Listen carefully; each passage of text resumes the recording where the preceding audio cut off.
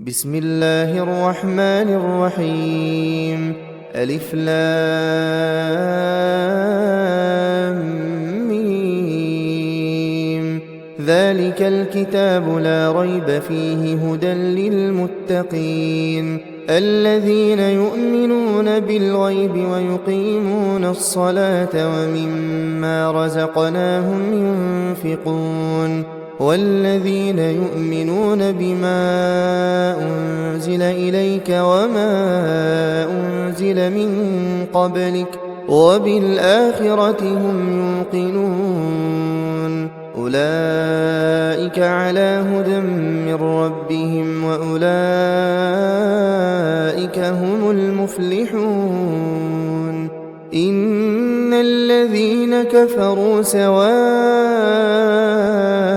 عليهم أأنذرتهم أم لم تنذرهم لا يؤمنون. ختم الله على قلوبهم وعلى سمعهم وعلى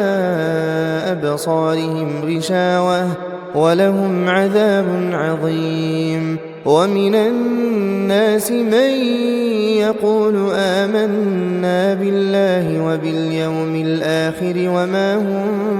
بمؤمنين يخادعون الله والذين آمنوا وما يخدعون إلا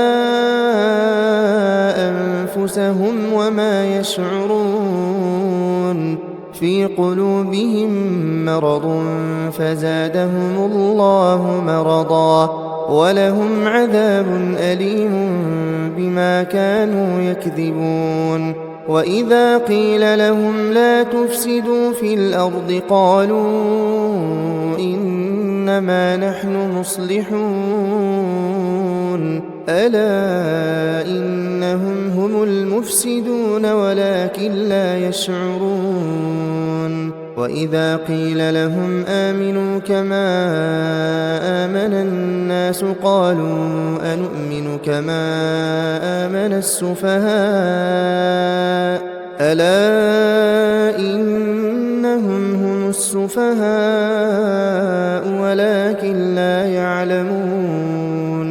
وإذا لقوا الذين آمنوا قالوا آمنا وإذا خلوا إلى شياطينهم قالوا إنا معكم إنما نحن مستهزئون. الله يستهزئ بهم ويمدهم في طغيانهم يعمهون. أولئك الذين اشتروا الضلالة بالهدى فما ربحت تجارتهم وما كانوا مهتدين. مثلهم كمثل الذي استوقد نارا فلما أضاءت ما حوله ذهب الله بنورهم وتركهم في ظلمات لا يبصرون. صم بكم عمي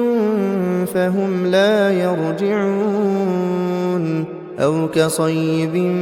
من السماء فيه ظلمات ورعد وبرق يجعلون أصابعهم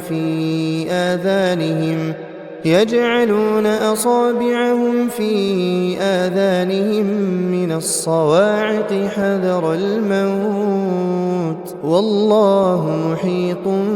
بالكافرين. يكاد البرق يخطف أبصارهم كلما أضاء لهم مشوا فيه وإذا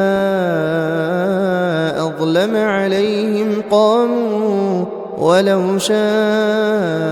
الله لذهب بسمعهم وأبصارهم إن الله على كل شيء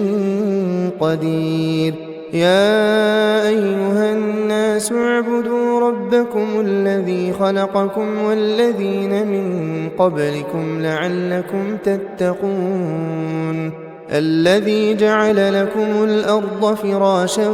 والسماء بناء وأنزل من السماء ماء فأخرج به من الثمرات رزقا لكم فلا تجعلوا لله أندادا وأنتم تعلمون وإن كنتم في ريب مما نزلنا على عبدنا فأتوا بسورة من مثله وادعوا شهداءكم من دون الله إن كنتم صادقين فإن لم تفعلوا ولن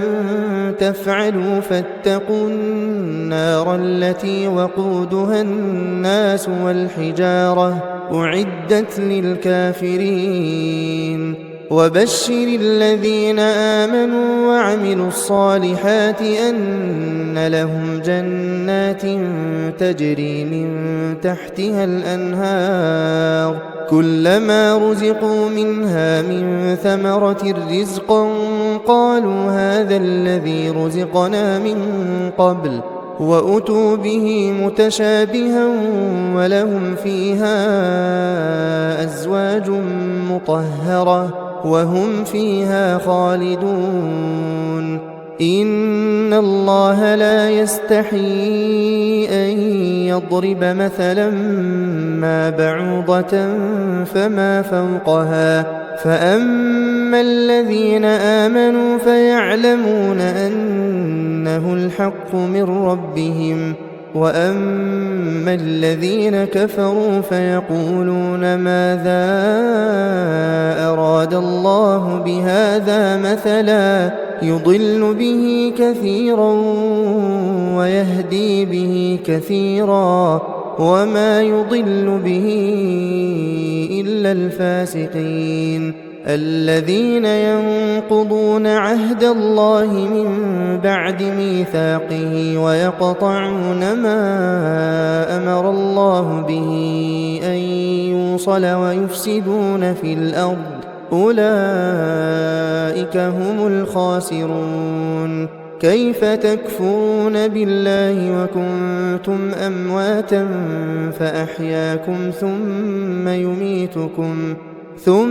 يميتكم ثم يحييكم ثم إليه ترجعون هو الذي خلق لكم ما في الأرض جميعا ثم استوى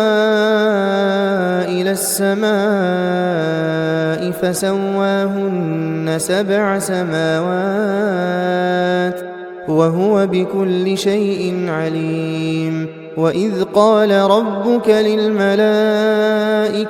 إني جاعل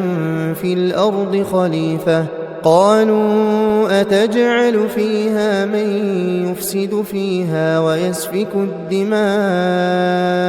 ونحن نسبح بحمدك ونقدس لك قال إني أعلم ما لا تعلمون وعلم آدم الأسماء كلها ثم عرضهم على الملائكة فقال أنبئوني بأسماء هؤلاء إن كنتم صادقين قالوا سبحانك لا علم لنا إلا ما علمتنا إنك أنت العليم الحكيم قال يا آدم أنبئهم بأسمائهم فلما أنبأهم بأسمائهم قال ألم أقل لكم إني أعلم غيب السماوات والأرض وأعلم ما تبدون وما كنتم تكتمون وإذ قلنا للملائكة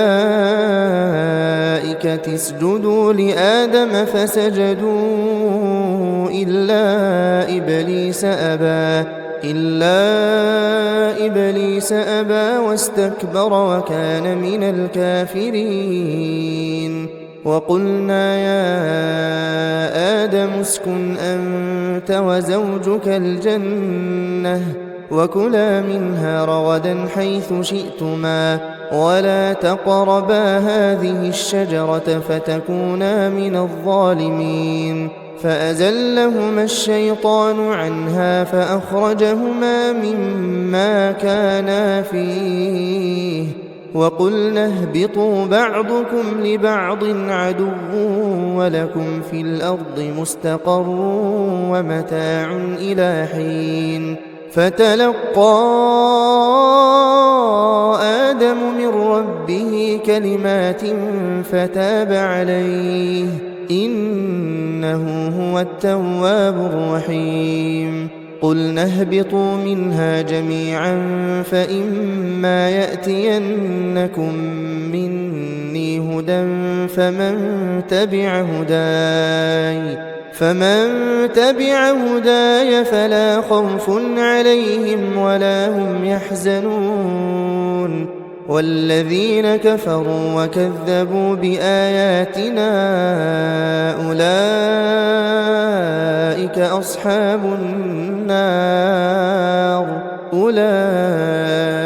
أصحاب النار هم فيها خالدون يا بني إسرائيل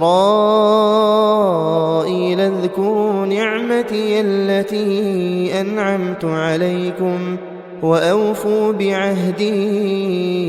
أوف بعهدكم وإياي فارهبون وآمنوا بما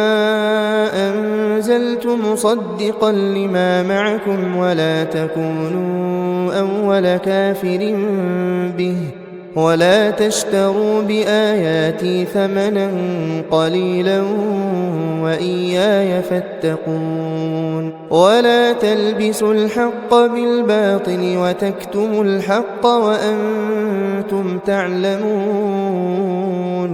وأقيموا الصلاة وآتوا الزكاة واركعوا مع الراكعين أتأمرون الناس بالبر وتنسون أنفسكم وأنتم تتلون الكتاب أفلا تعقلون واستعينوا بالصبر والصلاة وإنها لكبيرة إلا على الخاشعين الذين يظنون أنهم ملاقو ربهم وأنهم إليه راجعون يا بني إسرائيل اذكروا نعمتي التي أنعمت عليكم وأني فضلتكم على العالمين واتقوا يوما لا تجزي نفس عن نفس شيئا ولا يقبل منها شفاعة ولا يؤخذ منها عدل ولا هم ينصرون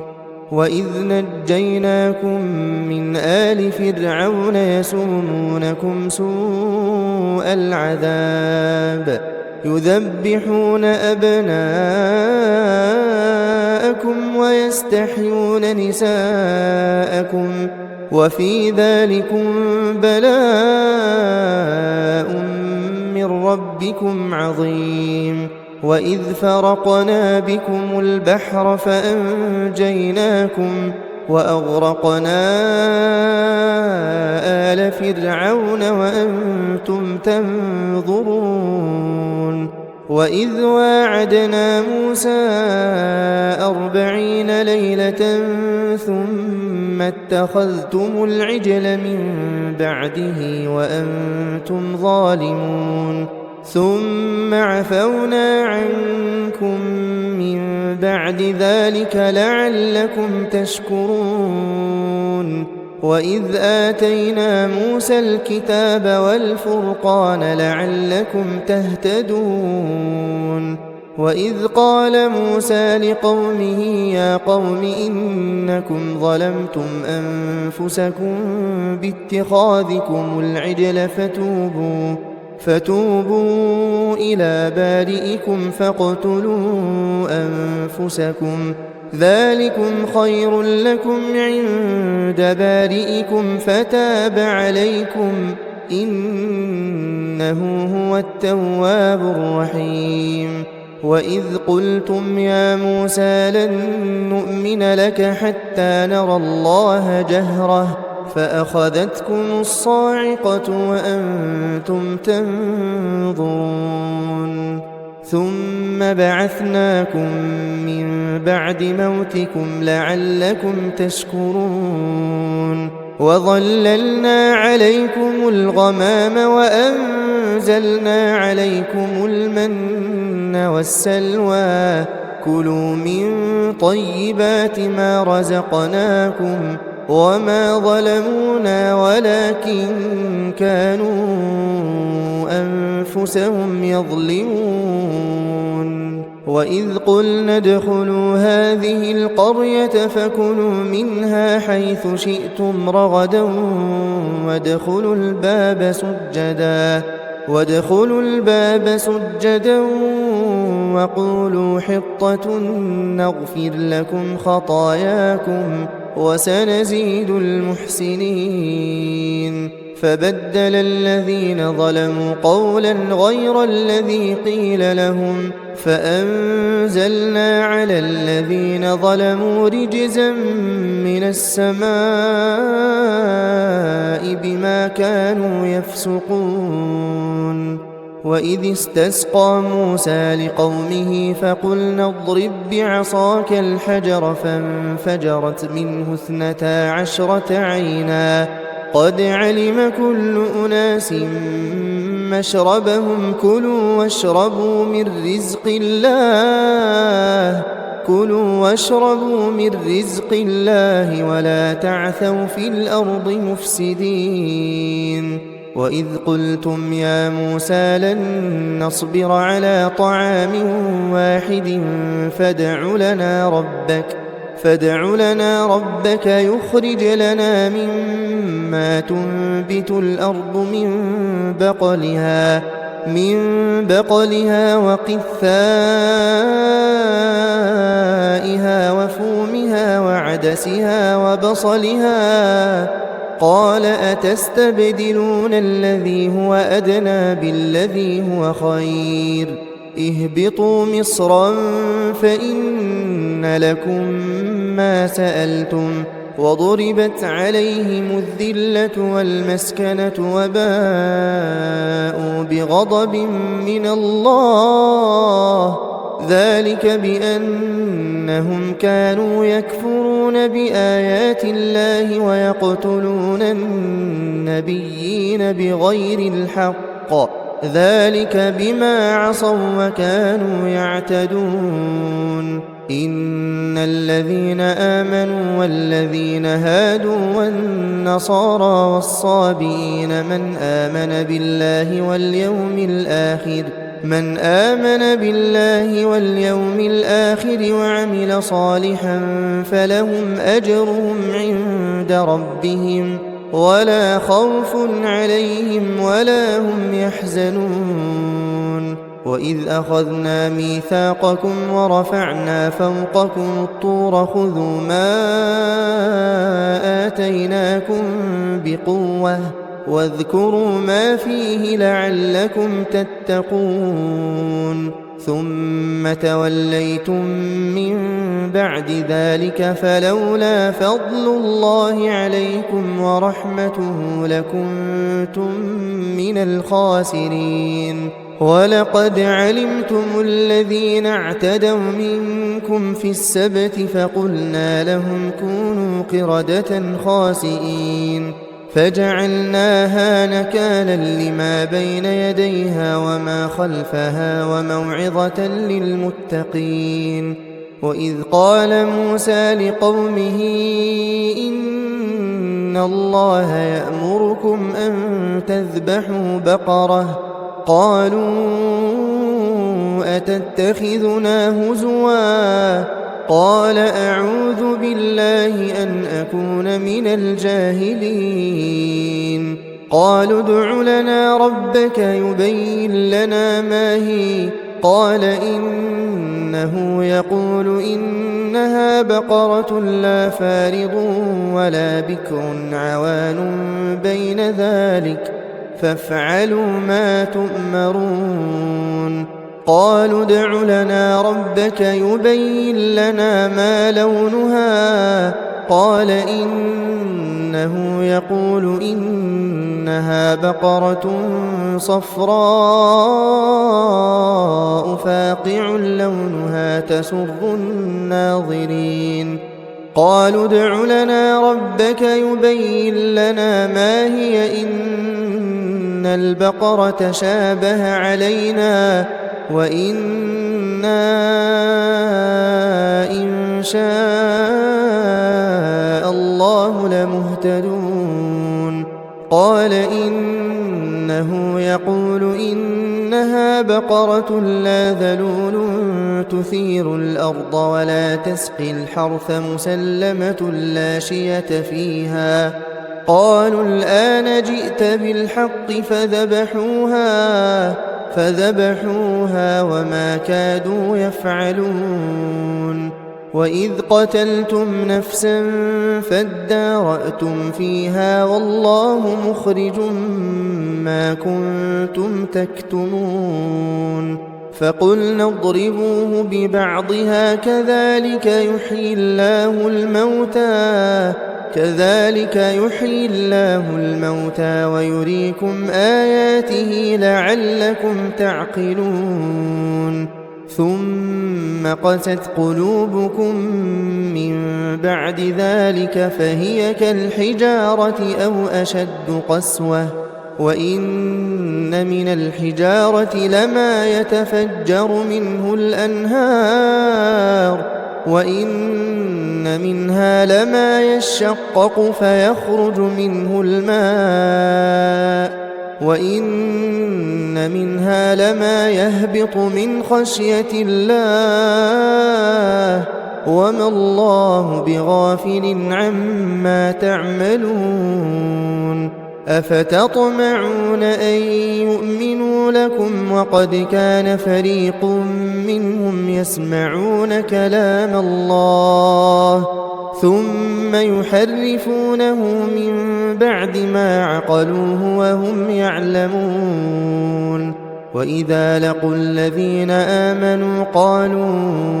آمنا وإذا خلا بعضهم إلى بعض قالوا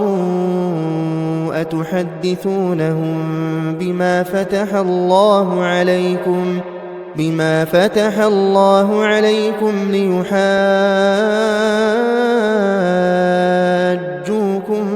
به عند ربكم أفلا تعقلون أولا يعلمون أن الله يعلم ما يسرون وما يعلنون ومنهم أميون لا يعلمون الكتاب إلا أماني وإن هم إلا يظنون فويل للذين يكتبون الكتاب بأيديهم ثم يقولون هذا من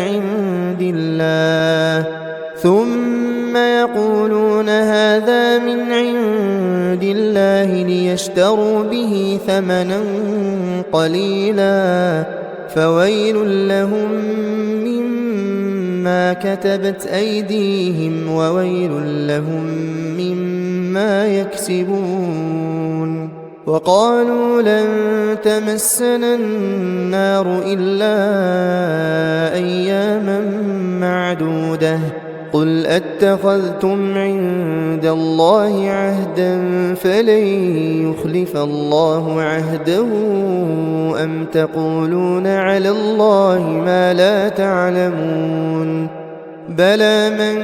كسب سيئة وأحاطت به خطيئته فأولئك أصحاب النار هم فيها خالدون والذين آمنوا وعملوا الصالحات أولئك أصحاب الجنة هم فيها خالدون وإذ أخذنا ميثاق بني إسرائيل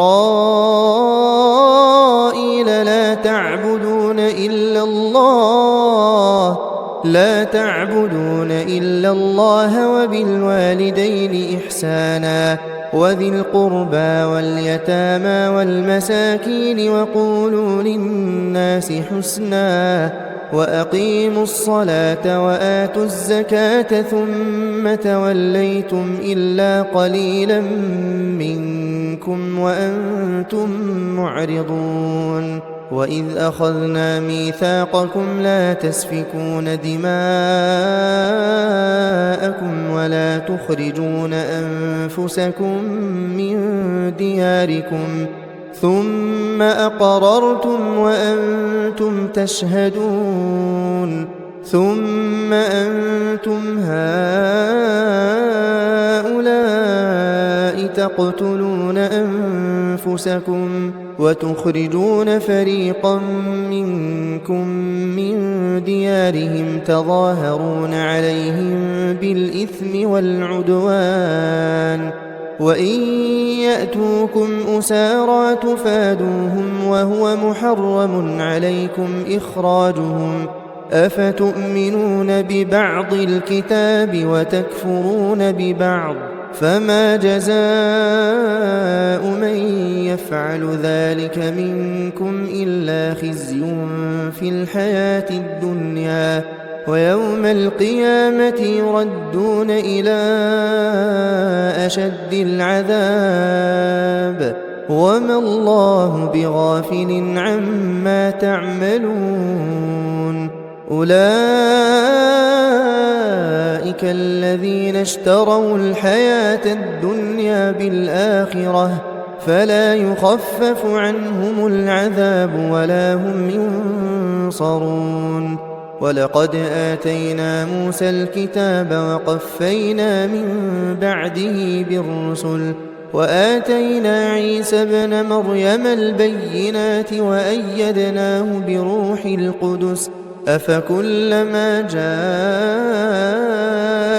رسول بما لا تهوى أنفسكم استكبرتم ففريقا كذبتم وفريقا تقتلون وقالوا قلوبنا غلف بل لعنهم الله بكفرهم فقليلا ما يؤمنون ولما جاءهم كتاب من عند الله مصدق لما معهم وكانوا من قبل يستفتحون على الذين كفروا فلما جاءهم ما عرفوا كفروا به فلعنة الله على الكافرين بئس ما اشتروا به أنفسهم أن يكفروا بما أنزل الله بغيا أن ينزل الله من فضله على من يشاء من عباده فباءوا بغضب على غضب وللكافرين عذاب مهين وإذا قيل لهم آمنوا بما أنزل الله قالوا نؤمن بما أنزل علينا ويكفرون بما وراءه وهو الحق مصدقا لما معهم قل فلم تقتلون أنبياء الله من قبل إن كنتم مؤمنين ولقد جاءكم موسى بالبينات ثم اتخذتم العجل من بعده وأنتم ظالمون وإذ أخذنا ميثاقكم ورفعنا فوقكم الطور خذوا ما آتيناكم بقوة واسمعوا قالوا سمعنا وعصينا وأشربوا في قلوبهم العجل بكفرهم قل بئس ما يأمركم به إيمانكم إن كنتم مؤمنين قل إن كانت لكم الدار الآخرة عند الله خالصة من دون الناس فتمنوا الموت إن كنتم صادقين ولن يتمنوه أبدا بما قدمت أيديهم والله عليم بالظالمين ولتجدنهم أحرص الناس على حياة ومن الذين أشركوا يود أحدهم لو يعمر 1000 سنة وما هو بمزحزحه من العذاب أن يعمر والله بصير بما يعملون قل من كان عدوا لجبريل فإنه نزله على قلبك بإذن الله مصدقا لما بين يديه وهدى وبشرى للمؤمنين من كان عدوا لله وملائكته ورسله وجبريل وميكال فإن الله عدو للكافرين ولقد أنزلنا إليك آيات بينات وما يكفر بها إلا الفاسقون أوكلما عاهدوا عهدا نبذه فريق منهم بل أكثرهم لا يؤمنون ولما جاءهم رسول من عند الله مصدق لما معهم نبذ فريق من الذين أوتوا الكتاب كتاب الله وراء ظهورهم نبذ فريق من الذين أوتوا الكتاب كتاب الله وراء ظهورهم كأنهم لا يعلمون واتبعوا ما تتلو الشياطين على ملك سليمان وما كفر سليمان ولكن الشياطين كفروا يعلمون الناس السحر وما أنزل على الملكين ببابل هاروت وماروت وما يعلمان من أحد حتى يقولا إنما نحن فتنة فلا تكفر فيتعلمون منهما ما يفرقون به بين المرء وزوجه وما هم بضارين به من أحد إلا بإذن الله ويتعلمون ما يضرهم ولا ينفعهم ولقد علموا لمن اشتراه ما له في الآخرة من خلاق ولبئس ما شروا به أنفسهم لو كانوا يعلمون ولو أنهم آمنوا واتقوا لمثوبة من عند الله خير لو كانوا يعلمون يا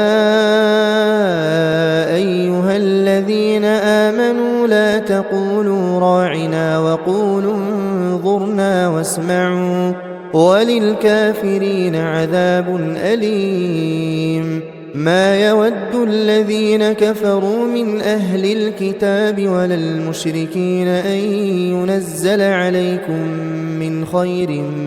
من ربكم والله يختص برحمته من يشاء والله ذو الفضل العظيم ما ننسخ من آية أو ننسها نأت بخير منها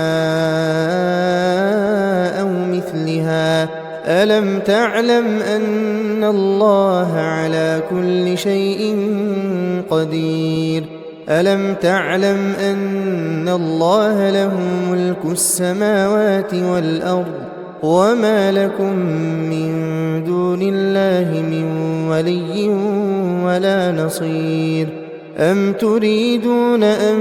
تسألوا رسولكم كما سئل موسى من قبل ومن يتبدل الكفر بالإيمان فقد ضل سواء السبيل ود كثير من أهل الكتاب لو يردونكم من بعد إيمانكم كفارا حسدا من عند أنفسهم من بعد ما تبين لهم الحق فاعفوا واصفحوا حتى يأتي الله بأمره إن الله على كل شيء قدير وأقيموا الصلاة وآتوا الزكاة وما تقدموا لأنفسكم من خير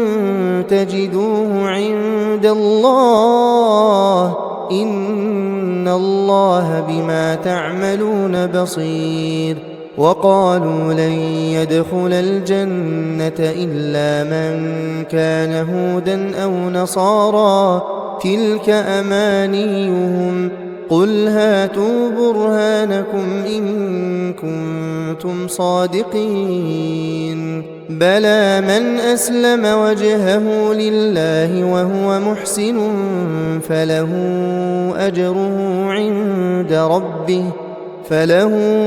أجره عند ربه ولا خوف عليهم ولا هم يحزنون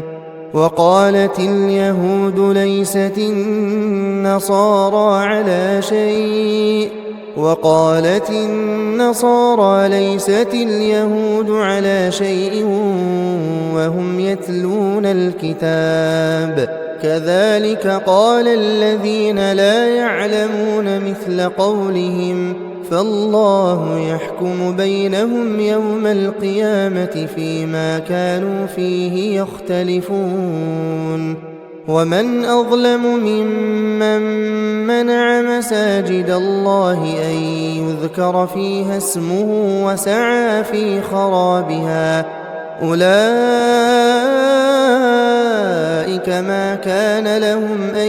يدخلوها إلا خائفين لهم في الدنيا خزي ولهم في الآخرة عذاب عظيم ولله المشرق والمغرب فأينما تولوا فثم وجه الله إن الله واسع عليم وقالوا اتخذ الله ولدا سبحانه بل له ما في السماوات والأرض كل له قانتون بديع السماوات والأرض وإذا قضى أمرا فإنما يقول له كن فيكون وقال الذين لا يعلمون لولا يكلمنا الله أو تأتينا آية كذلك قال الذين من قبلهم مثل قولهم تشابهت قلوبهم قد بينا الآيات لقوم يوقنون إنا أرسلناك بالحق بشيرا ونذيرا ولا تسأل عن أصحاب الجحيم ولن ترضى عنك اليهود ولا النصارى حتى تتبع ملتهم قل إن هدى الله هو الهدى ولئن اتبعت أهواءهم بعد الذي جاءك من العلم ما لك من الله من ولي ولا نصير الذين آتيناهم الكتاب يتلونه حق تلاوته أولئك يؤمنون به ومن يكفر به فأولئك هم الخاسرون يا بني إسرائيل اذكروا نعمتي التي أنعمت عليكم وأني فضلتكم على العالمين واتقوا يوما لا تجزي نفس عن نفس شيئا ولا يقبل منها عدل ولا تنفعها شفاعة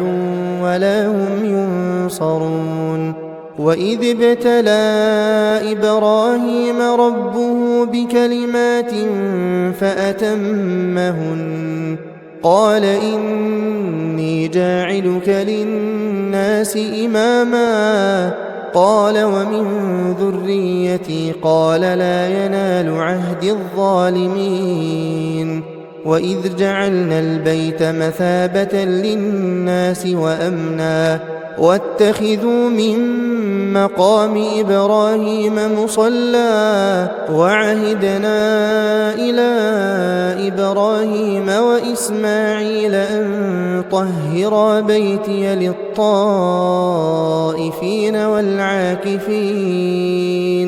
للطائفين والعاكفين والركع السجود وإذ قال إبراهيم رب اجعل هذا بلدا آمنا وارزق أهله من الثمرات من آمن منهم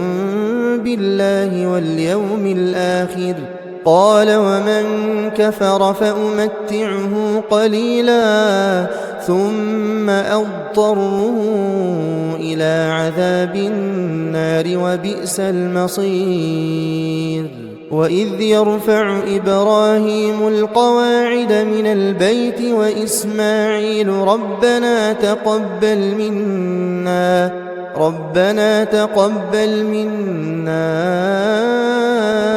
إنك أنت السميع العليم ربنا واجعلنا مسلمين لك ومن ذريتنا أمة مسلمة لك وأرنا مناسكنا وتب علينا إنك أنت التواب الرحيم ربنا وابعث فيهم رسولا منهم يتلو عليهم آياتك ويعلمهم الكتاب والحكمة ويزكيهم إنك أنت العزيز الحكيم ومن يرغب عن ملة إبراهيم إلا من سفه نفسه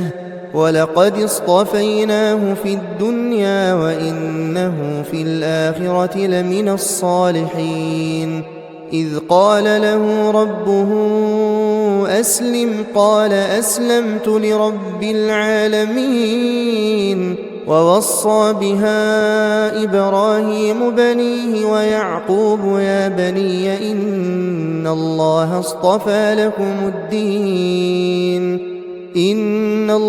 اصطفى لكم الدين فلا تموتن إلا وأنتم مسلمون أم كنتم شهداء إذ حضر يعقوب الموت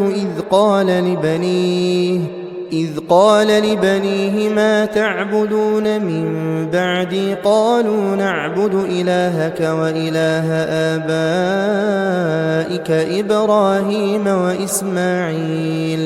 إبراهيم وإسماعيل وإسحاق إلها واحدا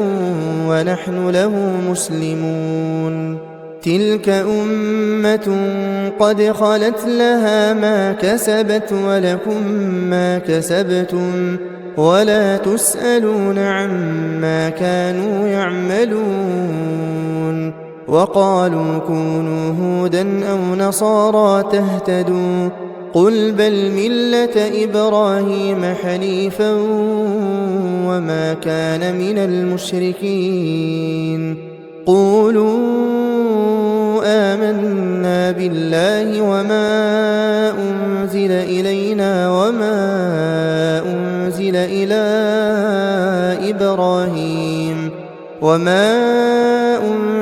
إلى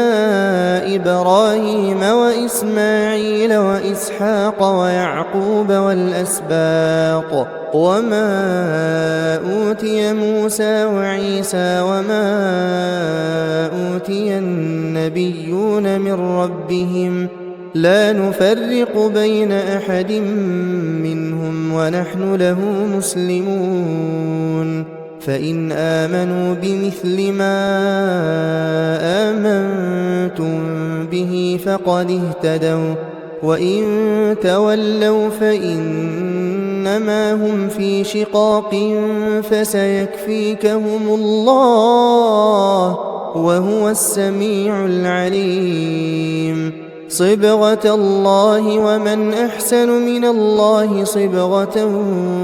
ونحن له عابدون قل أتحاجوننا في الله وهو ربنا وربكم ولنا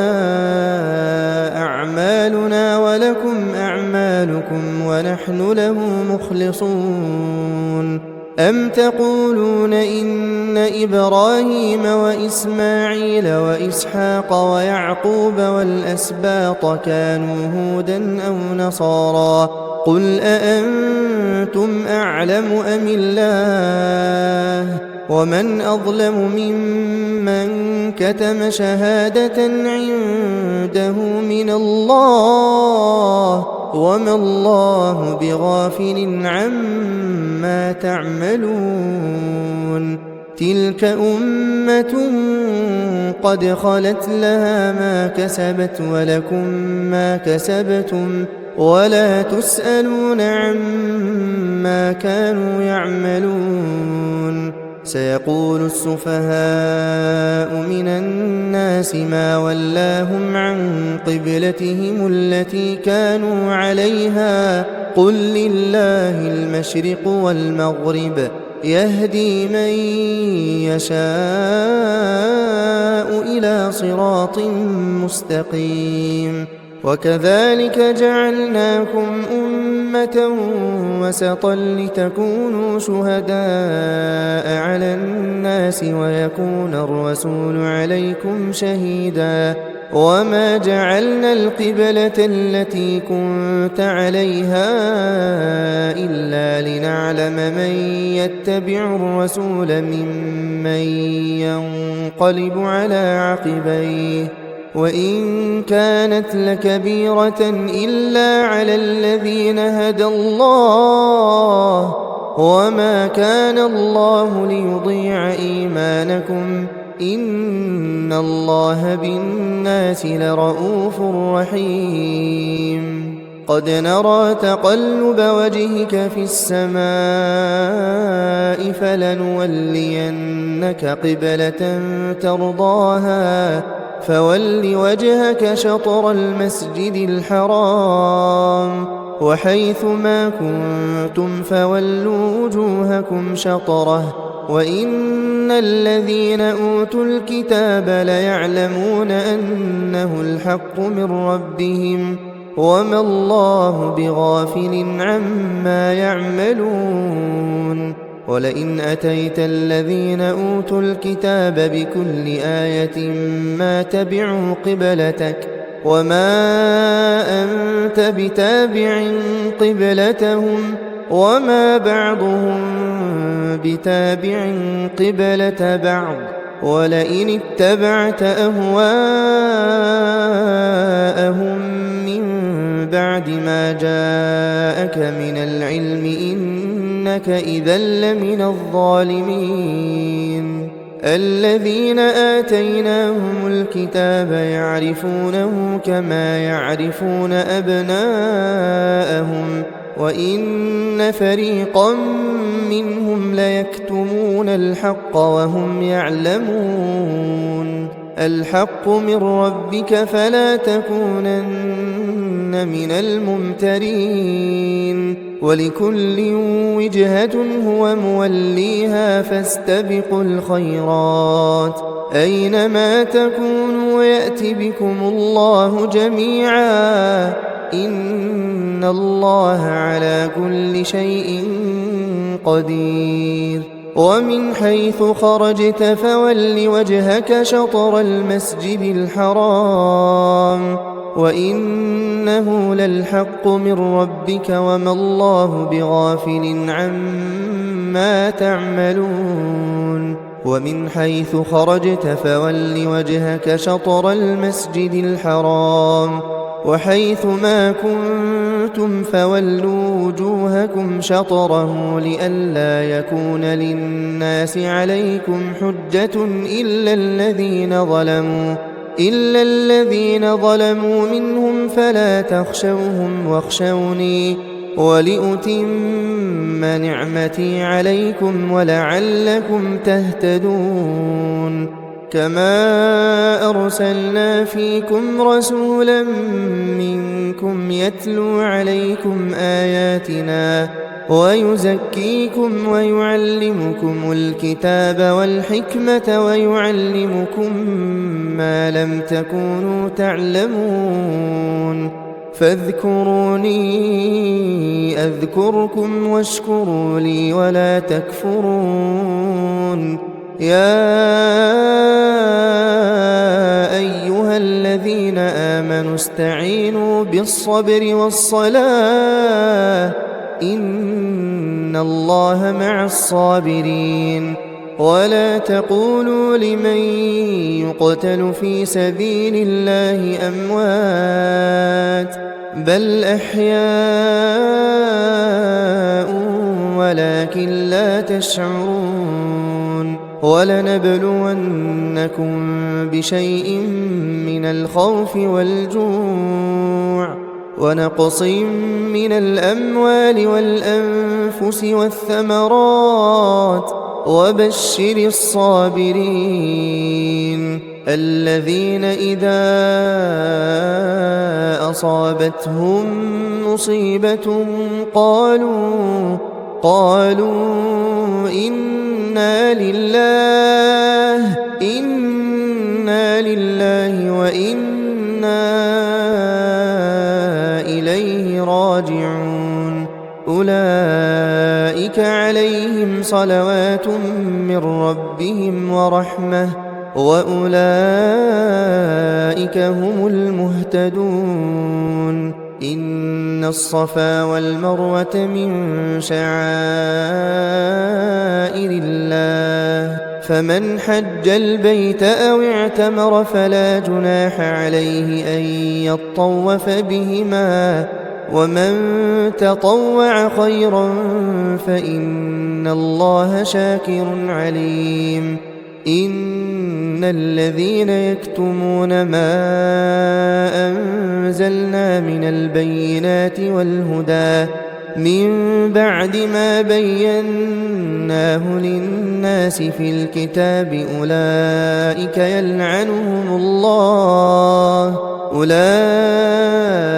يلعنهم الله ويلعنهم اللاعنون إلا الذين تابوا وأصلحوا وبينوا فأولئك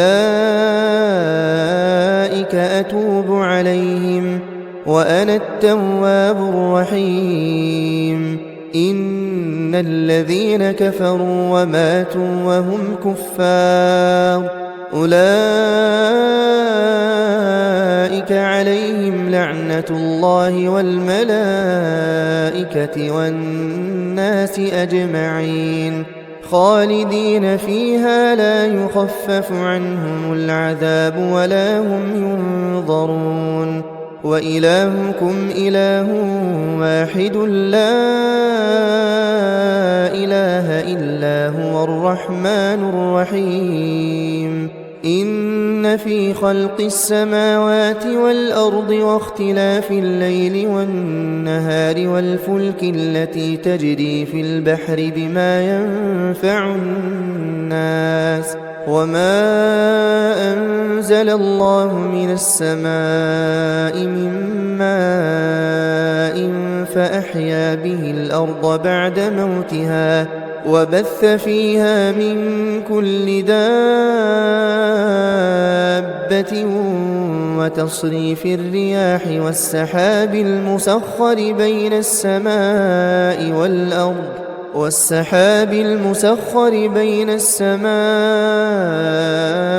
والأرض لآيات لقوم يعقلون ومن الناس من يتخذ من دون الله أندادا يحبونهم كحب الله والذين آمنوا أشد حبا لله ولو يرى الذين ظلموا إذ يرون العذاب أن القوة لله جميعا وأن الله شديد العذاب إذ تبرأ الذين اتبعوا من الذين اتبعوا ورأوا العذاب وتقطعت بهم الأسباب وقال الذين اتبعوا لو أن لنا كرة فنتبرأ منهم كما تبرأوا منا كذلك يريهم الله أعمالهم حسرات عليهم وما هم بخارجين من النار يا أيها الناس كلوا مما في الأرض حلالا طيبا ولا تتبعوا خطوات الشيطان إنه لكم عدو مبين إنما يأمركم بالسوء والفحشاء وأن تقولوا على الله ما لا تعلمون وإذا قيل لهم اتبعوا ما أنزل الله قالوا بل نتبع ما ألفينا عليه آباءنا أولو كان آباؤهم لا يعقلون شيئا ولا يهتدون ومثل الذين كفروا كمثل الذي ينعق بما لا يسمع إلا دعاء ونداء صم بكم عمي فهم لا يعقلون يا أيها الذين آمنوا كلوا من طيبات ما رزقناكم واشكروا لله إن كنتم إياه تعبدون إنما حرم عليكم الميتة والدم ولحم الخنزير وما أهل به لغير الله فمن اضطر غير باغ ولا عاد فلا إثم عليه إن الله غفور رحيم إن الذين يكتمون ما أنزل الله من الكتاب ويشترون به ثمنا قليلا أولئك ما يأكلون في بطونهم إلا النار ولا يكلمهم الله يوم القيامة ولا يزكيهم ولهم عذاب أليم أولئك الذين اشتروا الضلالة بالهدى والعذاب بالمغفرة فما أصبرهم على النار ذلك بأن الله نزل الكتاب بالحق وإن الذين اختلفوا في الكتاب لفي شقاق بعيد ليس البر أن تولوا وجوهكم قبل المشرق والمغرب ولكن البر من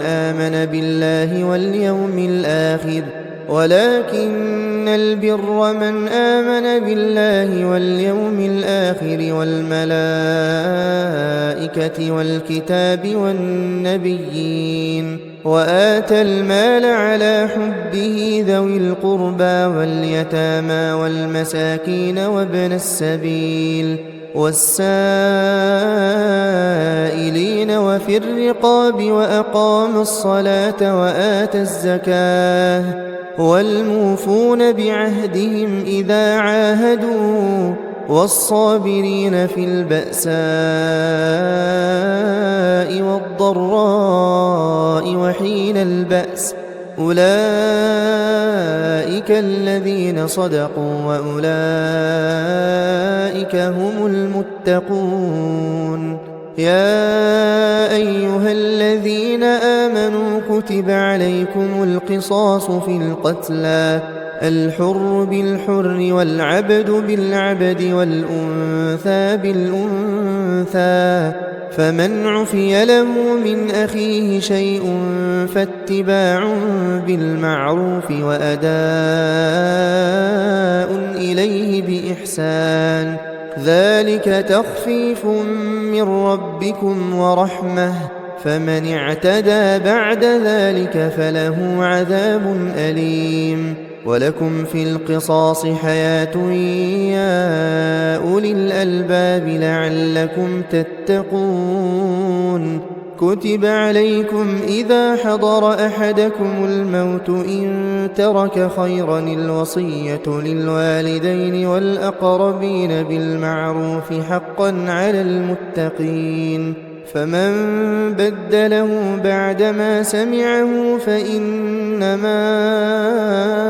إثمه على الذين يبدلونه إن الله سميع عليم فمن خاف من موص جنفا أو إثما فأصلح بينهم فلا إثم عليه إن الله غفور رحيم يا أيها الذين آمنوا كتب عليكم الصيام كما كتب على الذين من قبلكم لعلكم تتقون أياما معدودات فمن كان منكم مريضا أو على سفر فعدة من أيام أخر وعلى الذين يطيقونه فدية طعام مسكين فمن تطوع خيرا فهو خير له وأن تصوموا خير لكم إن كنتم تعلمون شهر رمضان الذي أنزل فيه القرآن هدى للناس وبينات من الهدى والفرقان فمن شهد منكم الشهر فليصمه ومن كان مريضا أو على سفر فعدة من أيام أخر يريد الله بكم اليسر ولا يريد بكم العسر ولتكملوا العدة ولتكبروا الله على ما هداكم ولعلكم تشكرون وإذا سألك عبادي عني فإني قريب أجيب دعوة الداع إذا دعان فليستجيبوا لي وليؤمنوا بي لعلهم يرشدون أحل لكم ليلة الصيام الرفث إلى نسائكم هن لباس لكم وأنتم لباس لهن علم الله أنكم كنتم تختانون أنفسكم فتاب عليكم وعفى عنكم فالآن باشروهن وابتغوا ما كتب الله لكم وكلوا واشربوا حتى يتبين لكم الخيط الأبيض من الخيط الأسود من الفجر ثم أتموا الصيام إلى الليل ولا تباشروهن وأنتم عاكفون في المساجد تلك حدود الله فلا تقربوها كذلك يبين الله آياته للناس لعلهم يتقون ولا تأكلوا أموالكم بينكم بالباطل وتدلوا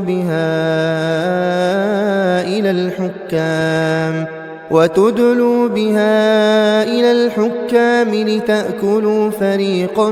من أموال الناس بالإثم وأنتم تعلمون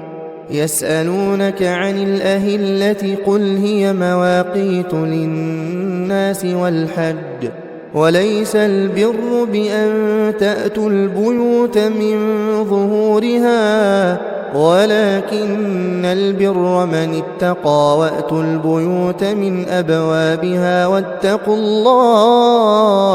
واتقوا الله لعلكم تفلحون وقاتلوا في سبيل الله الذين يقاتلونكم ولا تعتدوا إن الله لا يحب المعتدين واقتلوهم حيث ثقفتموهم وأخرجوهم من حيث أخرجوكم والفتنة أشد من القتل ولا تقاتلوهم عند المسجد الحرام حتى يقاتلوكم فيه فإن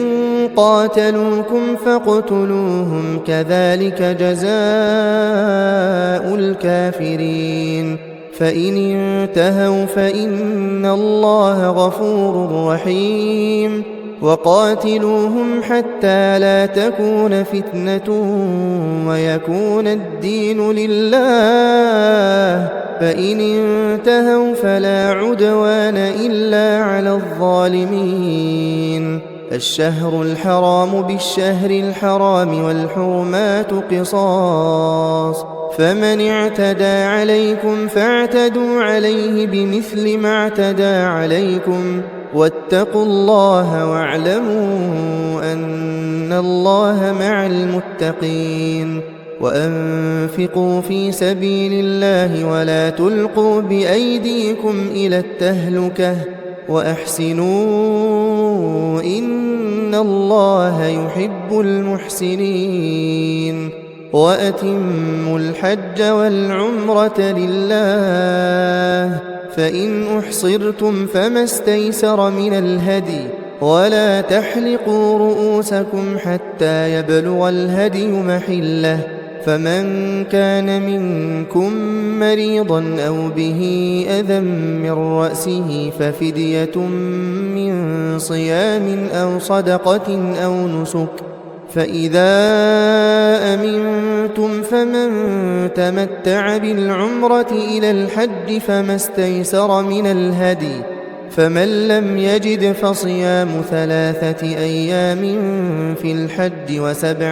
إذا رجعتم تلك 10 كاملة ذلك لمن لم يكن أهله حاضر المسجد الحرام واتقوا الله واعلموا أن الله شديد العقاب الحج أشهر معلومات فمن فرض فيهن الحج فلا رفث ولا فسوق ولا جدال في الحج وما تفعلوا من خير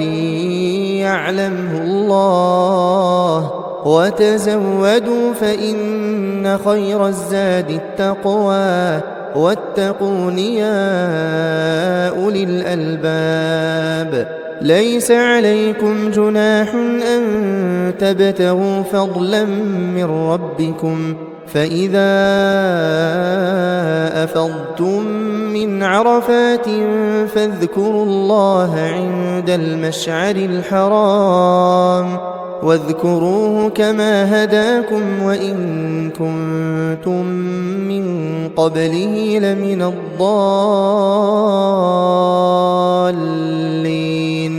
ثم أفيضوا من حيث أفاض الناس واستغفروا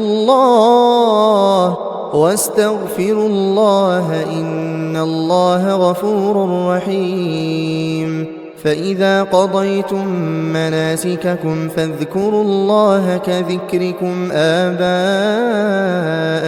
أو أشد ذكرا. فمن الناس من يقول ربنا آتنا في الدنيا وما له في الآخرة من خلاق، ومنهم من يقول ربنا آتنا في الدنيا حسنة وفي الآخرة حسنة وقنا عذاب النار. أولئك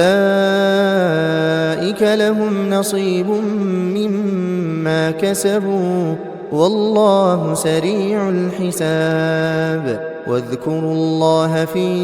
أيام معدودات، فمن تعجل في يومين فلا إثم عليه، ومن تأخر فلا إثم عليه لمن اتقى. واتقوا الله واعلموا أنكم إليه تحشرون. ومن الناس من يعجبك قوله في الحياة الدنيا ويشهد الله على ما في قلبه وهو ألد الخصام، وإذا تولى سعى في الأرض ليفسد فيها ويهلك الحرث والنسل والله لا يحب الفساد. وإذا قيل له اتق الله أخذته العزة بالإثم فحسبه جهنم ولبئس المهاد. ومن الناس من يشري نفسه ابتغاء مرضات الله والله رؤوف بالعباد. يا أيها الذين آمنوا ادخلوا في السلم كافة ولا تتبعوا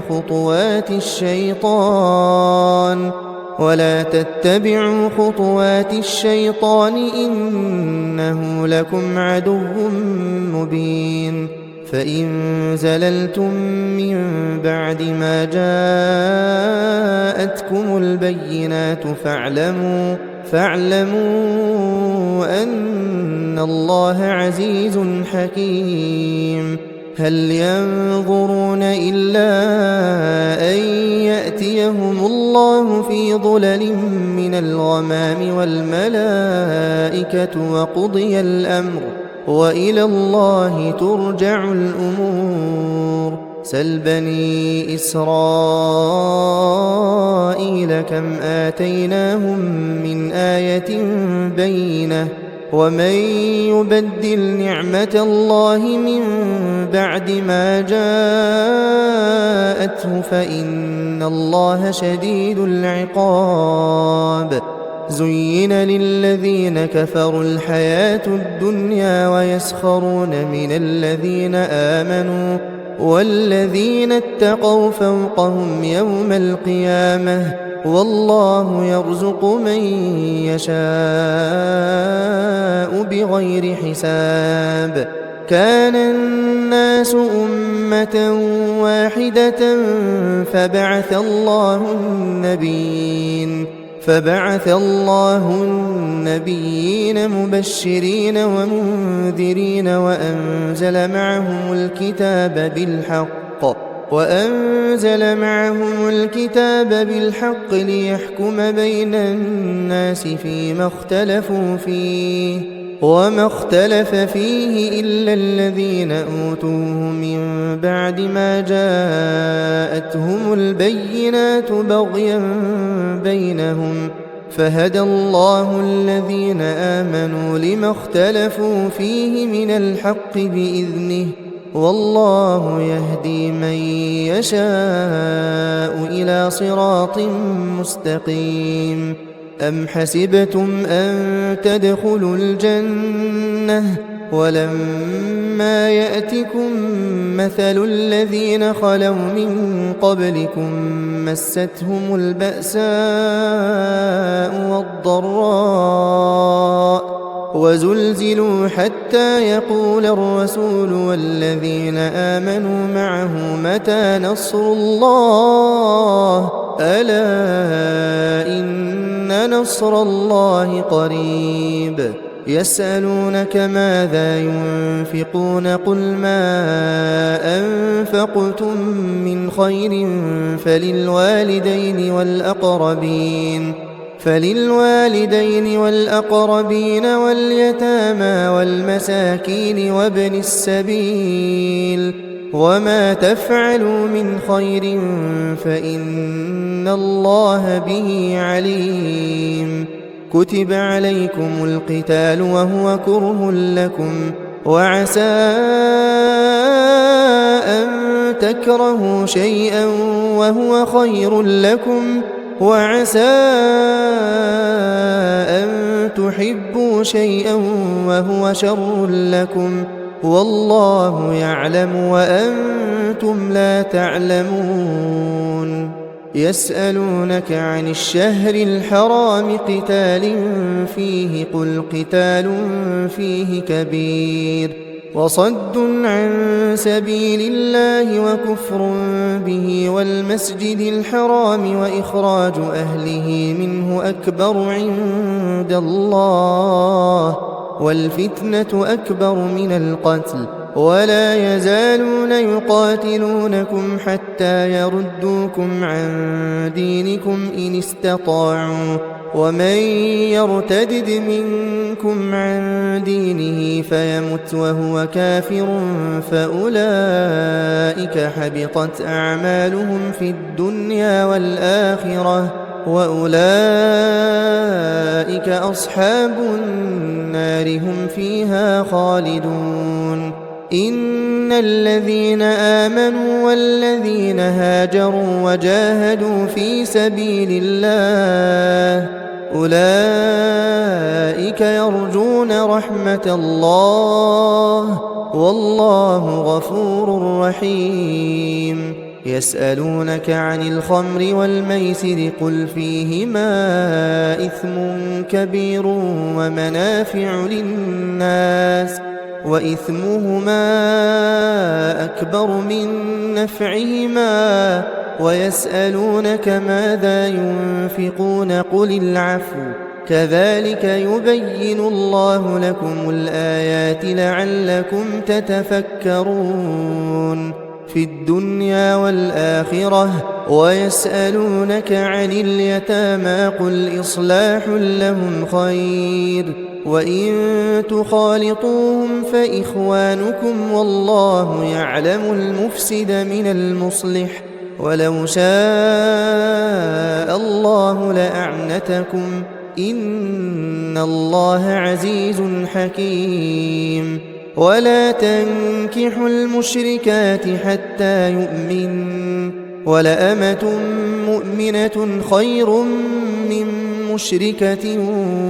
ولو أعجبتكم ولا تنكحوا المشركين حتى يؤمنوا ولعبد مؤمن خير من مشرك ولو أعجبكم أولئك يدعون إلى النار والله يدعو إلى الجنة والمغفرة بإذنه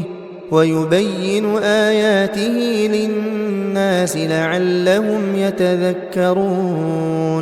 ويسألونك عن المحيض قل هو أذى فاعتزلوا النساء في المحيض ولا تقربوهن حتى يطهرن فإذا تطهرن فأتوهن من حيث أمركم الله إن الله يحب التوابين ويحب المتطهرين نساؤكم حرث لكم فأتوا حرثكم أنى شئتم وقدموا لأنفسكم واتقوا الله واعلموا أنكم ملاقوه وبشر المؤمنين ولا تجعلوا الله عرضة لأيمانكم أن تبروا وتتقوا وتصلحوا بين الناس والله سميع عليم لا يؤاخذكم الله باللغو في أيمانكم ولكن يؤاخذكم بما كسبت قلوبكم والله غفور حليم للذين يؤلون من نسائهم تربص 4 أشهر فإن فاءوا فإن الله غفور رحيم وإن عزموا الطلاق فإن الله سميع عليم والمطلقات يتربصن بأنفسهن 3 قروء ولا يحل لهن أن يكتمن ما خلق الله في أرحامهن إن كن يؤمن بالله واليوم الآخر وبعولتهن أحق بردهن في ذلك إن أرادوا إصلاحا ولهن مثل الذي عليهن بالمعروف وللرجال عليهن درجة والله عزيز حكيم الطلاق 2 فإمساك بمعروف أو تسريح بإحسان ولا يحل لكم أن تأخذوا مما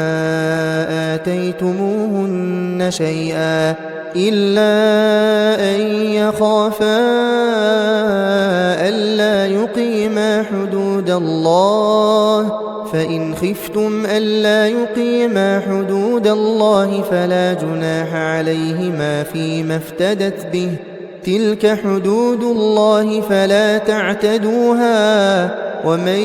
يتعد حدود الله فأولئك هم الظالمون فإن طلقها فلا تحل له من بعد حتى تنكح زوجا غيره فإن طلقها فلا جناح عليهما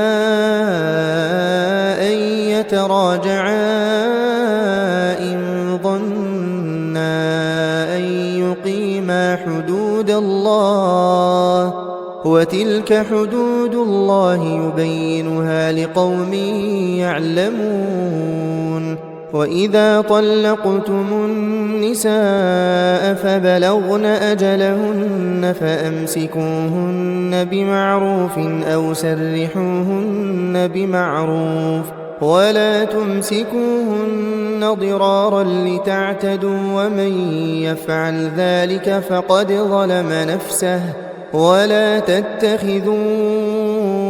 آيات الله هزوا واذكروا نعمة الله عليكم وما أنزل عليكم من الكتاب والحكمة يعظكم به واتقوا الله واعلموا أن الله بكل شيء عليم وإذا طلقتم النساء فبلغن أجلهن فلا تعضلوهن أن ينكحن أزواجهن إذا تراضوا بينهم بالمعروف ذلك يوعظ به من كان منكم يؤمن بالله واليوم الآخر ذلكم أزكى لكم وأطهر والله يعلم وأنتم لا تعلمون والوالدات يرضعن أولادهن حولين كاملين لمن أراد أن يتم الرضاعة وعلى المولود له رزقهن وكسوتهن بالمعروف لا تكلف نفس إلا وسعها لا تضار والدة بولدها ولا مولود له بولده وعلى الوارث مثل ذلك فإن أرادا فصالا عن تراض منهما وتشاور فلا جناح عليهما وإن أردتم أن تسترضعوا أولادكم فلا جناح عليكم إذا سلمتم ما آتيتم بالمعروف واتقوا الله واعلموا أن الله بما تعملون بصير والذين يتوفون منكم ويذرون أزواجا يتربصن بأنفسهن 4 أشهر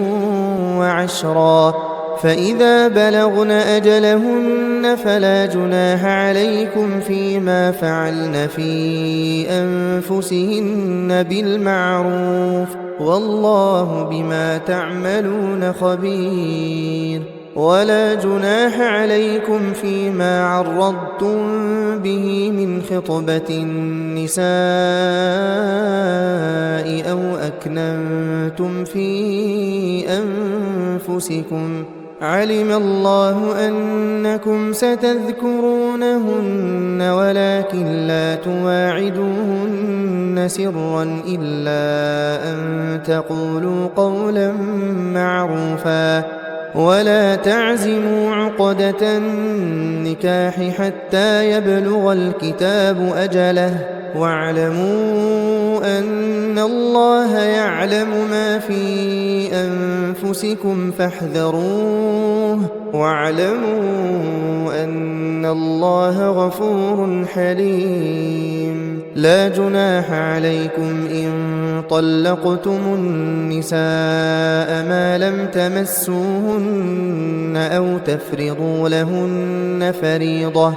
ومتعوهن على الموسع قدره وعلى المقتر قدره متاعا بالمعروف حقا على المحسنين وإن طلقتموهن من قبل أن تمسوهن وقد فرضتم لهن فريضة فنصف ما فرضتم إلا أن يعفون أو يعفو الذي بيده عقدة النكاح وأن تعفوا أقرب للتقوى ولا تنسوا الفضل بينكم إن الله بما تعملون بصير حافظوا على الصلوات والصلاة الوسطى وقوموا لله قانتين فإن خفتم فرجالا أو ركبانا فإذا أمنتم فاذكروا الله كما علمكم ما لم تكونوا تعلمون والذين يتوفون منكم ويذرون أزواجا وصية لأزواجهم متاعا إلى الحول غير إخراج فإن خرجن فلا جناح عليكم فيما فعلن في أنفسهن من معروف والله عزيز حكيم وللمطلقات متاع بالمعروف حقا على المتقين كذلك يبين الله لكم آياته لعلكم تعقلون ألم تر إلى الذين خرجوا من ديارهم وهم ألوف حذر الموت فقال لهم الله موتوا ثم أحياهم إن الله لذو فضل على الناس ولكن أكثر الناس لا يشكرون وقاتلوا في سبيل الله واعلموا أن الله سميع عليم من ذا الذي يقرض الله قرضا حسنا فيضاعفه له أضعافا كثيرة والله يقبض ويبسط وإليه ترجعون ألم تر إلى الملأ من بني إسرائيل من بعد موسى إذ قالوا لنبي لهم ابعث لنا ملكا نقاتل في سبيل الله قال هل عسيتم إن كتب عليكم القتال ألا تقاتلوا قالوا وما لنا ألا نقاتل في سبيل الله وقد أخرجنا من ديارنا وأبنائنا فلما كتب عليهم القتال تولوا إلا قليلا منهم والله عليم بالظالمين وقال لهم نبيهم إن الله قد بعث لكم طالوت ملكا قالوا أنى يكون له الملك علينا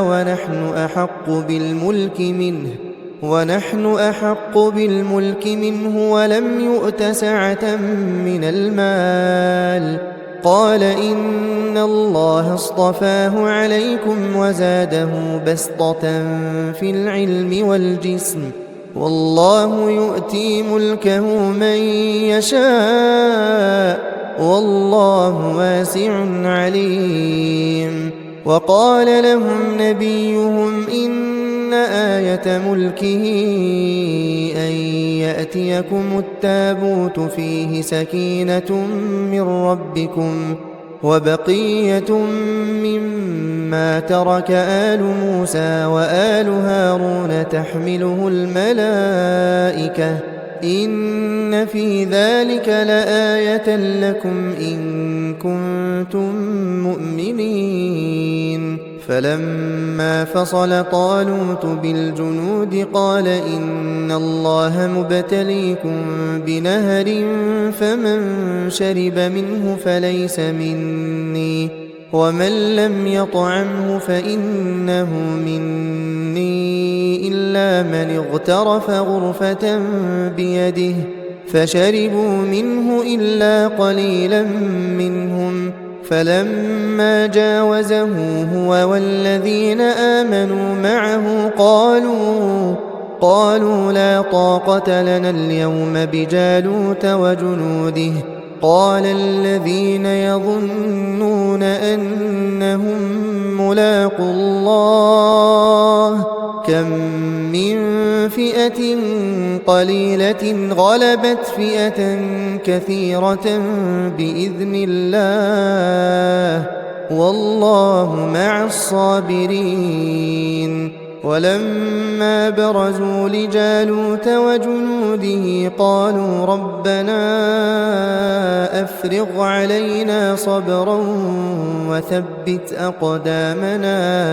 وثبت أقدامنا وانصرنا على القوم الكافرين فهزموهم بإذن الله وقتل داود جالوت وآتاه الله الملك والحكمة وعلمه مما يشاء ولولا دفع الله الناس بعضهم ببعض لفسدت الأرض ولكن الله ذو فضل على العالمين. تلك آيات الله نتلوها عليك بالحق وإنك لمن المرسلين. تلك الرسل فضلنا بعضهم على بعض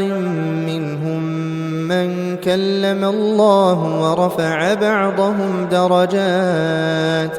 وآتينا عيسى ابن مريم البينات وأيدناه بروح القدس ولو شاء الله ما اقتتل الذين من بعدهم من بعد ما جاءتهم البينات ولكن اختلفوا فمنهم من آمن ومنهم من كفر ولو شاء الله ما اقتتلوا ولكن الله يفعل ما يريد. يا أيها الذين آمنوا أنفقوا مما رزقناكم من قبل أن يأتي يوم لا بيع فيه ولا خلة ولا شفاعة والكافرون هم الظالمون. الله لا إله إلا هو الحي القيوم لا تأخذه سنة ولا نوم له ما في السماوات وما في الأرض من ذا الذي يشفع عنده إلا بإذنه يعلم ما بين أيديهم وما خلفهم ولا يحيطون بشيء من علمه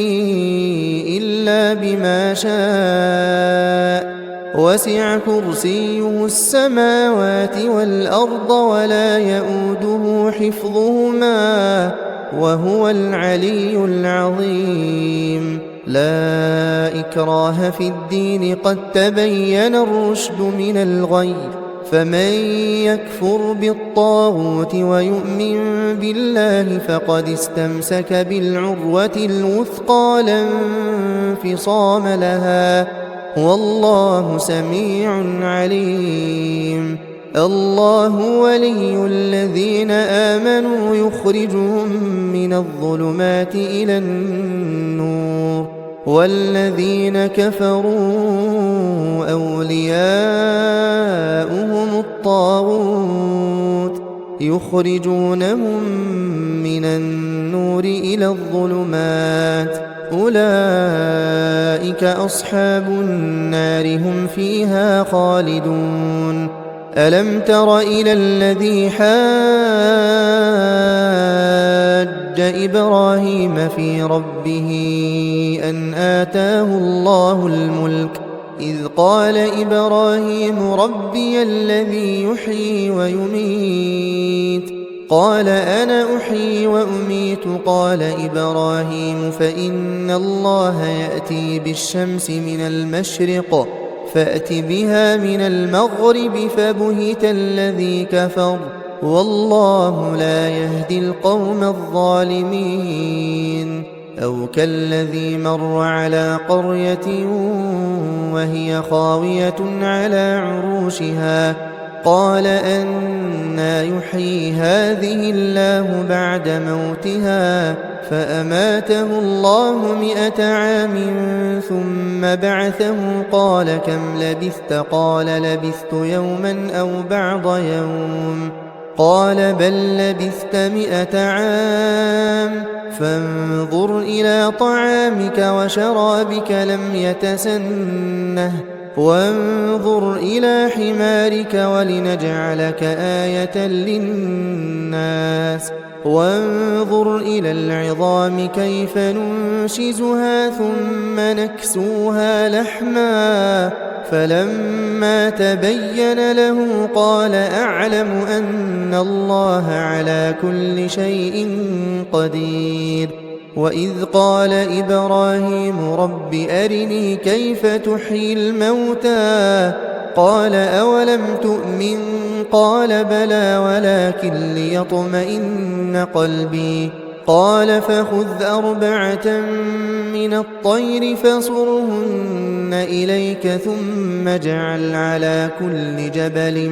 منهن جزءا ثم ادعهن يأتينك سعيا واعلم أن الله عزيز حكيم مثل الذين ينفقون أموالهم في سبيل الله كمثل حبة أنبتت 7 سنابل في كل سنبلة 100 حبة والله يضاعف لمن يشاء والله واسع عليم الذين ينفقون أموالهم في سبيل الله ثم لا يتبعون ما أنفقوا منا ولا أذى لهم أجرهم عند ربهم ولا خوف عليهم ولا هم يحزنون قول معروف ومغفرة خير من صدقة يتبعها أذى والله غني حليم يا أيها الذين آمنوا لا تبطلوا صدقاتكم بالمن والأذى كالذي ينفق ماله رئاء الناس ولا يؤمن بالله واليوم الآخر فمثله كمثل صفوان عليه تراب فأصابه وابل فتركه صلدا لا يقدرون على شيء مما كسبوا والله لا يهدي القوم الكافرين ومثل الذين ينفقون أموالهم ابتغاء مرضات الله وتثبيتا من أنفسهم كمثل جنة بربوة أصابها وابل فآتت أكلها ضعفين فإن لم يصبها وابل فطل والله بما تعملون بصير أيود أحدكم أن تكون له جنة من نخيل وأعناب تجري من تحتها الأنهار له فيها من كل الثمرات وأصابه الكبر وله ذرية ضعفاء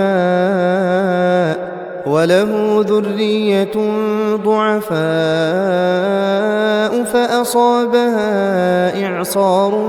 فيه نار فاحترقت كذلك يبين الله لكم الآيات لعلكم تتفكرون يا أيها الذين آمنوا أنفقوا من طيبات ما كسبتم ومما أخرجنا لكم من الأرض ولا تيمموا الخبيث منه تنفقون ولستم بآخذيه إلا أن تغمضوا فيه واعلموا أن الله غني حميد الشيطان يعدكم الفقر ويأمركم بالفحشاء والله يعدكم مغفرة منه وفضلا والله واسع عليم يؤتي الحكمة من يشاء ومن يؤت الحكمة فقد أوتي خيرا كثيرا وما يذكر إلا أولو الألباب وما أنفقتم من نفقة أو نذرتم من نذر فإن الله يعلمه وما للظالمين من أنصار إن تبدوا الصدقات فنعما هي وإن تخفوها وتؤتوها الفقراء فهو خير لكم ويكفر عنكم من سيئاتكم والله بما تعملون خبير ليس عليك هداهم ولكن الله يهدي من يشاء وما تنفقوا من خير فلأنفسكم وما تنفقون إلا ابتغاء وجه الله وما تنفقوا من خير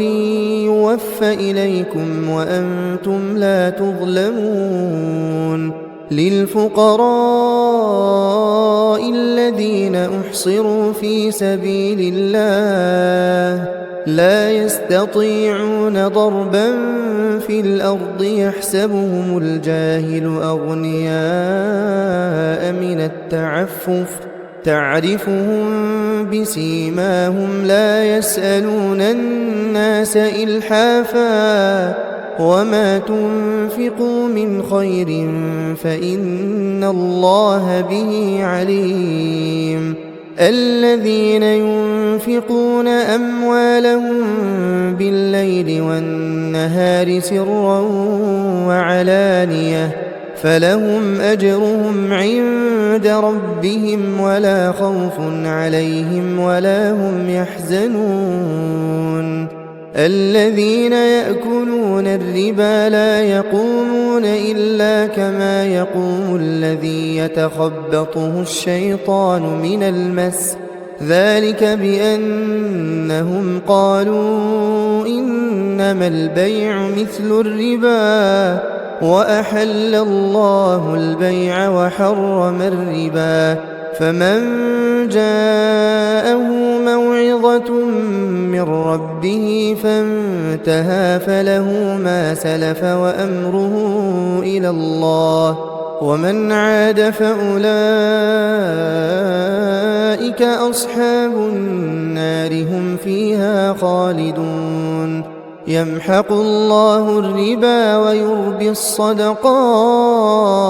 والله لا يحب كل كفار أثيم إن الذين آمنوا وعملوا الصالحات وأقاموا الصلاة وآتوا الزكاة لهم أجرهم عند ربهم ولا خوف عليهم ولا هم يحزنون يا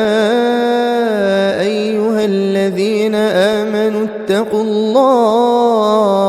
اتقوا الله وذروا ما بقي من الربا إن كنتم مؤمنين فإن لم تفعلوا فأذنوا بحرب من الله ورسوله وإن تبتم فلكم رؤوس أموالكم لا تظلمون ولا تظلمون وإن كان ذو عسرة فنظرة إلى ميسرة وأن تصدقوا خير لكم إن كنتم تعلمون واتقوا يوما ترجعون فيه إلى الله ثم توفى كل نفس ما كسبت وهم لا يظلمون يا أيها الذين آمنوا إذا تداينتم بدين إلى أجل مسمى فاكتبوه وليكتب بينكم كاتب بالعدل ولا يأب كاتب أن يكتب كما علمه الله فليكتب وليملل الذي عليه الحق وليتق الله ربه ولا يبخس منه شيئا فإن كان الذي عليه الحق سفيها أو ضعيفا أو لا يستطيع أن يمل هو فليملل وليه بالعدل واستشهدوا شهيدين من رجالكم فإن لم يكونا رجلين فرجل وامرأتان ممن ترضون من الشهداء أن تضل إحداهما فتذكر إحداهما الأخرى ولا يأبى الشهداء إذا ما دعوا ولا تسأموا أن تكتبوه صغيرا أو كبيرا إلى أجله ذلكم أقسط عند الله وأقوم للشهادة وأدنى ألا ترتابوا إلا أن تكون تجارة حاضرة تديرونها بينكم فليس عليكم جناح ألا تكتبوها وأشهدوا إذا تبايعتم ولا يضار كاتب ولا شهيد وإن تفعلوا فإنه فسوق بكم واتقوا الله ويعلمكم الله والله بكل شيء عليم وإن كنتم على سفر ولم تجدوا كاتبا فرهان مقبوضة فإن أمن بعضكم بعضا فليؤدي الذي اؤتمن أمانته وليتق الله ربه ولا تكتموا الشهادة ومن يكتمها فإنه آثم قلبه والله بما تعملون عليم لله ما في السماوات وما في الأرض وإن تبدوا ما في أنفسكم أو تخفوه يحاسبكم به الله فيغفر لمن يشاء ويعذب من يشاء والله على كل شيء قدير آمن الرسول بما أنزل إليه من ربه والمؤمنون كل آمن بالله وملائكته وكتبه ورسله لا نفرق بين أحد من رسله وقالوا سمعنا وأطعنا غفرانك ربنا وإليك المصير لا يكلف الله نفسا إلا وسعها لها ما كسبت وعليها ما اكتسبت ربنا لا تؤاخذنا إن نسينا أو أخطأنا ربنا ولا تحمل علينا إصرا كما حملته على الذين من قبلنا ربنا ولا تحملنا ما لا طاقة لنا به واعف عنا واغفر لنا وارحمنا أنت مولانا فانصرنا على القوم الكافرين